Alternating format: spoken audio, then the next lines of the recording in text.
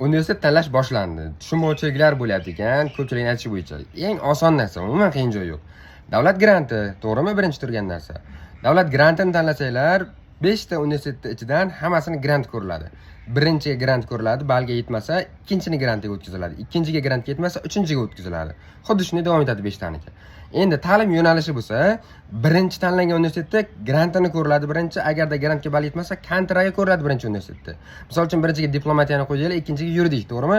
Birinchi diplomatiyani grantini ko'radi, 183 grant bo'lgan, sizlarda 180 grantga yetmadi. Keyin diplomatiyani kontraktini ko'radi. Kontrakt 170, to'g'rimi? Kontrakt yetyapti, kontraktga kirasizlar birinchi tanlaganinglarga.